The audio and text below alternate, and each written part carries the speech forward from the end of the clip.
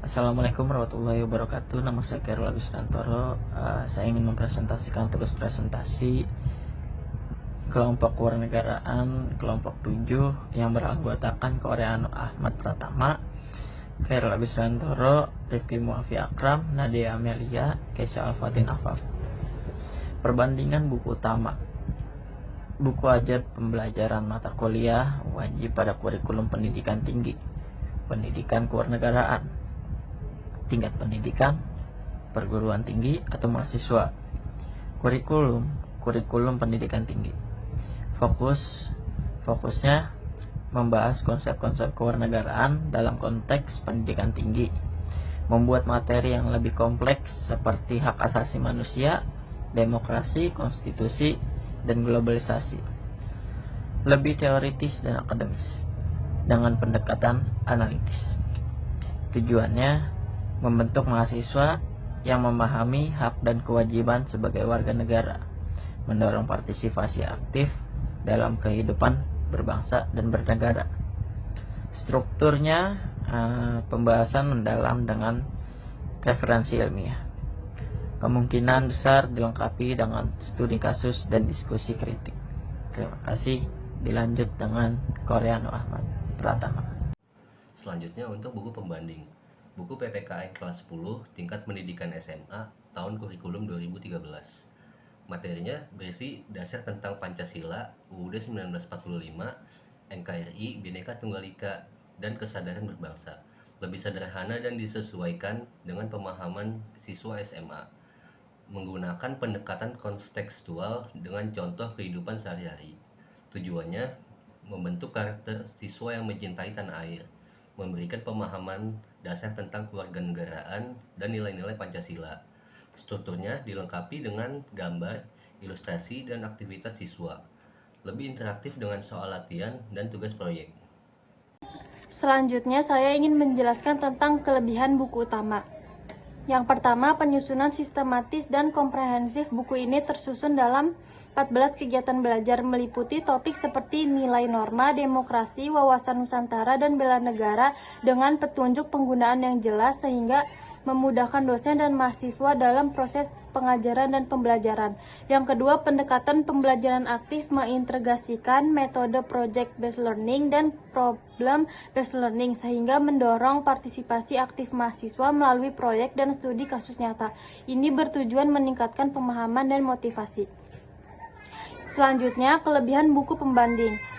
Yang pertama, berbasis kegiatan. Buku disusun menggunakan pendekatan berbasis aktivitas, mendorong siswa aktif menemukan informasi melalui berbagai sumber di lingkungan sekitar mereka, mendorong keterlibatan langsung seperti diskusi, observasi, dan partisipasi dalam komunitas, bukan hanya sekedar membaca teks. Yang kedua, mengembangkan sikap, pengetahuan dan keterampilan, pengembangan kompetensi tridharma, sikap atau nilai-nilai Pancasila, pengetahuan undang-undang konstitusi, dan keterampilan pengambilan keputusan dan analisis sosial. Selanjutnya, saya akan menjelaskan tentang kekurangan buku utama. Yang pertama, kurangnya sinkronisasi kebijakan. Modul ini tampaknya memiliki muatan materi yang tidak sepenuhnya selaras dengan pedoman pelaksana mata kuliah wajib Dirjen Dikti nomor 84E KPTI 2020. Hal ini bisa membingungkan dosen dan mahasiswa dalam mengikuti kurikulum secara konsisten. 2. Desain tata letak dan tata bahasa. Beberapa istilah disebut kurang rapi atau ada kesalahan penulisan seperti tanda spasi yang tidak tepat, tata letak halaman tidak konsisten sehingga mengganggu alur baca. Tabel dan bagian tampilkan kurang jelas atau kurang kontras menyulitkan pemahaman visual. Yang ketiga, kurangnya ringkasan atau refleksi bab.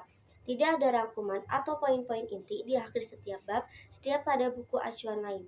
Ini menyulitkan mahasiswa dalam mengidentifikasi poin penting modul secara cepat. Kekurangan buku pembanding. 1. Konten tidak muhtair. Edisi ini adalah revisi 2017 sehingga tidak memasukkan perkembangan terbaru dalam bidang PPKN seperti dinamika politik kontemporer, teknologi, atau isu-isu HAM terkini. Misalnya pembahasan globalisasi masih terbatas pada aspek konsumtif, ini hedonisme tanpa menyentuh tantangan digital seperti hoax, disinformasi, atau cyberbullying. 2. Kurasi contoh yang kurang relevan. Banyak contoh dalam buku mengacu pada kondisi beberapa tahun lalu dan cenderung genetik. Misalnya, tugas mandiri pengaruh globalisasi di tempat tinggal kalian tanpa panduan terkait konteks lokal yang lebih aktual. Tidak ada update kasus nyata yang sedang hangat atau lokal, padahal buku ini seharusnya menjadi dokumen hidup yang bisa diperbarui sesuai kebutuhan nyata. Yang terakhir, kurangnya interaktif digital. Format PDF statis membuat pengalaman belajar jadi pasif. Tidak ada elemen interaktif seperti kuis dalam aplikasi, video embedded, atau link ke sumber belajar tambahan. Guru dan peserta didik harus menyiapkan sendiri bahan digital atau multimedia untuk pembelajaran yang lebih enjoying. Sekian dari saya. Assalamualaikum warahmatullahi wabarakatuh. Selanjutnya ada kesimpulan. Kesimpulan buku utama. Buku ini menyajikan pendekatan konseptual dan kritis terhadap nilai-nilai kebangsaan, konstitusi, demokrasi, wawasan Nusantara, serta bela negara. Ditujukan untuk membentuk mahasiswa yang memiliki kesadaran politik dan tanggung jawab sosial sebagai warga negara. Kesimpulan buku pendamping. Buku ini mengajarkan nilai-nilai kebangsaan dan demokrasi, tetapi dengan pendekatan yang berbeda. Buku perguruan tinggi bersifat teoritis dan analitis, sementara buku siswa SMA bersifat lebih praktis dan dalam pembentukan karakter.